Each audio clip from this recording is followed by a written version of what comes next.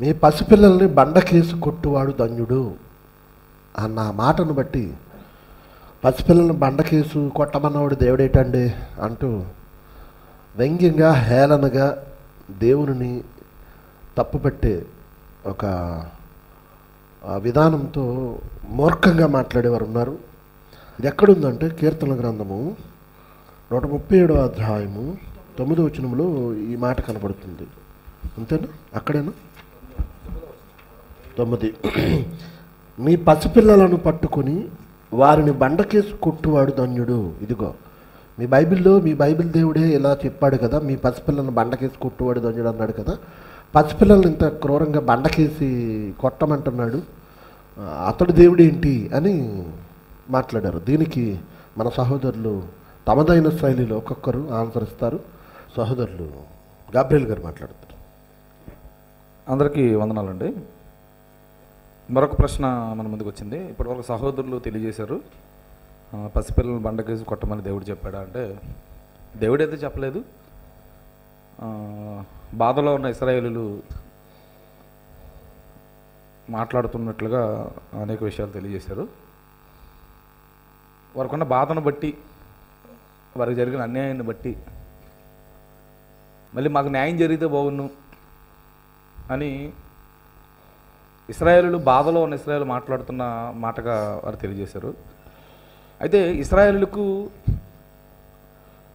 బబులోను రాజు వారిపై దండెత్తి ఆ పట్టణాలను పాడు చేసి, ఆ పట్టణంలో ఉన్న వారిని అందరినీ చెరకు తీసుకెళ్ళిపోయి, ఆ పట్టణంలో ఉన్న వారిని అనేకులను చంపిన వైన్యం, వాటన్నిటిని వారు ఆ బబులోను ప్రాంతంలో ఆ నదులు దగ్గర కూర్చొని వారి బాధను వారు తలుచుకుంటూ మాట్లాడుతున్న మాటగా అక్కడున్న సందర్భాన్ని బట్టి మనం చెప్పగలం.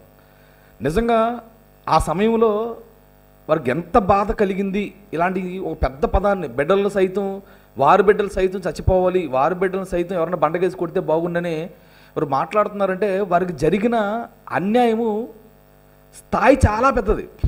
ఎందుకు ఆ స్థాయి చాలా పెద్దది అంటున్నానంటే, ఒక విషయాన్ని సహోదరులు ఎవరు మాట్లాడిన విషయాన్ని, ఒక విషయాన్ని కోట్ చేయాలని నేను ఆశపడుతున్నాను. ఒక ప్రాంతము, ఒక దేశము ప్రాంతం మీద దాడి చేస్తున్నప్పుడు, ముట్టడి వేసినప్పుడు ఆ ప్రాంత ప్రజలు తప్పించుకొని పారిపోవాలనుకుంటారు, తప్పించుకొని పారిపోయి రక్షింపబడాలనుకుంటారు. అయితే బబులోనీలు లేదా నెబుకద్నెజరు ఇశ్రాయేలు మీద దాడి చేసినప్పుడు పారిపోయి తప్పించుకోవడానికి కూడా అవకాశం లేకుండా పోయింది ఇశ్రాయేలుకు. పారిపోయి తప్పించుకొని రక్షింపబడ్డానికి కూడా అవకాశం ఎందుకు లేదు అంటే, ఆ రోజు ఇశ్రాయేలుకి జరిగిన దాడి ఒకటి కదండి, ఒక దేశంతో కాదు దాడి జరిగింది. గమనించాలి. ఇశ్రాయేలీయులు అంత పెద్ద పదాన్ని మాట్లాడడానికి గల కారణం ఏంటంటే, ఇశ్రాయేలీయులకు జరిగిన దాడి ఒక్క దేశంతో కాదు. ఆ రోజు బబులోనీలే కాదు, ఆ రోజు మరొకరి చేత కూడా వారు దాడి చేయబడ్డారు. ఎవరు వాళ్ళు అంటే ఎదోమీల చేత కూడా వారు దాడి చేయబడ్డారు.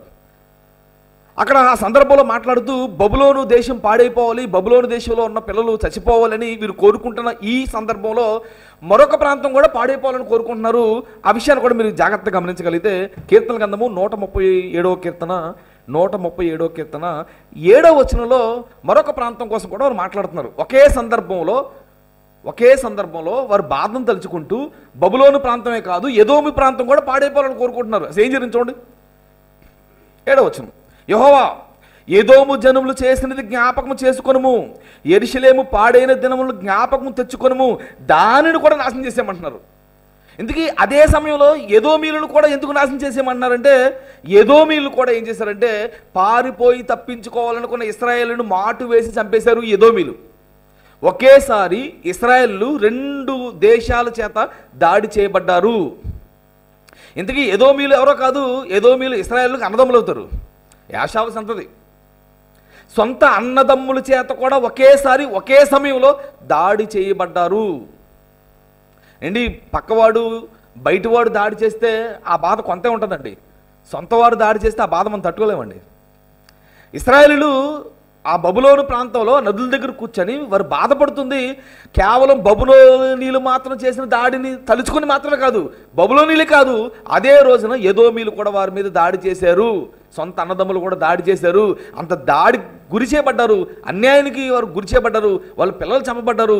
ఈ పిల్లలు చంపబడిన ఈ బాధలో సొంత వారే వారికి దాడి చేశారన్న దానిని తలుచుకొని అక్కడ బాధపడుతూ అక్కడ ఉన్న ఆ సమయంలో బాధలో ఉన్న వారిని ఏదో ఊగే దాన్ని ఏమంటారు సామెత ఉంది, మూలిగే నక్క మీద తాటికే పడినట్లు అసలే బాధలో ఉన్న వీళ్ళను ఇశ్రాయేలు అసలే బాధలో ఉండి వాళ్ళ బాధను తలుచుకుంటున్న వారి దగ్గరికి వచ్చి మళ్ళీ పాటలు పాడితే వాళ్ళ ద్వారా మళ్ళీ వీళ్ళు ఆనందించాలనుకుంటున్నారంటే వాళ్ళకి ఎంత గర్భదరిద్రుల్లో ఆ బబులోనీయులు మనం అర్థం చేసుకోవచ్చు. అలాంటి వారిని వారు ఉద్దేశించి వారి పిల్లలు కూడా పాడైపోతే బాగుండు, వాళ్ళ పిల్లలు కూడా అలాంటి అన్యాయం జరిగితే బాగుండు, వాళ్ళ పిల్లలు కూడా చంపబడితే బాగుండు, ఆ బాధ వాళ్ళకి తెలుస్తుందని ఇశ్రాయేలు బాధలో మాట్లాడుతున్న మాటలే తప్ప వారికి కూడా అదే దుస్థితి జరిగితే బాగుంటుంది వాళ్ళకి తెలుస్తుందని బాధలో వీళ్ళకి జరిగిన అన్యాయాన్ని తలుచుకొని మాట్లాడుతున్న మాటలే తప్ప మరొకటైతే కాదు. అది దేవుడు మాట్లాడిన మాట కాదు, దేవుడు చేయమన్న విషయం అయితే అసలు అంతకన్నా కాదు. వాళ్ళకి దాడి జరిగింది బబులోనీలే కాదు, ఎదోమీలు కూడా దాడి చేశారు. ఎదోమీలు ఎవరంటే సొంత అన్నదమ్ములు వారికి దాడి చేశారు. సొంత అన్నదమ్ములు ఎలా దాడి చేశారు కూడా మీరు ఆ విషయాన్ని కూడా చూడగలిగితే ఉపద్య గ్రంథము 1వ అధ్యాయం ఎదోమీలు ఏం చేశారు ఇశ్రాయేలుకను 11వ వచనం నుంచి మాట్లాడదామండి. 11వ వచనం, నువ్వు పగవాడవై నిలిచిన దినమందు పరదేశులు వారి ఆస్తిని పట్టుకొని పోయిన దినమందు అన్యులు వారి గుమ్మములోనికి చొరబడి యెరూషలేము మీద చీట్లు వేసిన దినమందు నీవు వారితో కలుసుకుంటివి కదా. బబులోనీలు ఇశ్రాయేలు మీద దాడి చేయడానికి వచ్చినప్పుడు సొంత అన్నదమ్ములుగా ఉన్న ఎదోమీలు ఇశ్రాయేలుకి సహాయం చేయవలసింది పోయి పగవాడితో చేతులు కలిపి పగవాడితో కలిసి సొంత అన్నదమ్ములుగా ఉన్న ఇశ్రాయేలును చంపేశారు, దాడి చేసి చంపేశారు. ఎదోమీలు ఇంకా చెప్తున్నాడు, నీ సహోదరుని శ్రమదినమున చూచి నువ్వు ఆనందము తగునా, యోధా వారి నాశన దినమందు వారి స్థితిని చూసి నువ్వు సంతోషింప తగునా. నా జనుడు ఆపద్దినమందు వారి గుమ్మముల్లోనికి చొరబడితగు, వారి ఆపద్దినమును సంతోషించు, వారి బాధను చూడతగును, వారి ఆపద్దినమును వారి ఆస్తిని పట్టుకొనతగును, వారిలో తప్పించుకున్న వారిని సంహరించుటకై అడ్డు త్రోవల్లో నువ్వు నిలవతగున. శ్రమదినమందు అతనికి శేషించిన వారిని శత్రువుల చేతికి అప్పగించతగున. దేవుడు చెప్తున్నాడు ఎదోమీలు చేసిన అన్యాయం ఏంటంటే ఇశ్రాయేలు దాడికి గురి చేయబడినప్పుడు బబులోనీయులు వచ్చి వారు దాడి చేస్తున్నప్పుడు తప్పించుకొని పారిపోయి రక్షింపబడ్డానికి కూడా అవకాశం లేకుండా దొంగచాటున వెనకుండి తప్పించుకుపోయే వారిని కూడా ఎదోమీలు చంపేశారు. ఎదోమీలు చంపేసేసరికి బబులోను దేశంలో ఆ చెరలో ఉన్నప్పుడు ఇశ్రాయేలు తలుచుకుంటున్నారు, మాకు అన్యాయం జరిగింది. ఎవరి వల్ల అన్యాయం జరిగిందంటే బబులోనీల వల్ల మాత్రమే కాదు, ఎదోమీల వల్ల కూడా జరిగింది. ఎదోమీ ప్రాంతం పాడైపోవాలి, బబులోను ప్రాంతం పాడైపోవాలి, మాకు జరిగిన అన్యాయమే వాళ్ళకి జరగాలి, తెలిస్తే వాళ్ళకి ఆ బాధ ఏంటో తెలుస్తుందన్న బాధలో వారు మాట్లాడుతున్న మాటే తప్ప దేవుడైతే మీ పిల్లల్ని బండకేసి కొట్టమని అయితే దేవుడు చెప్పలేదు.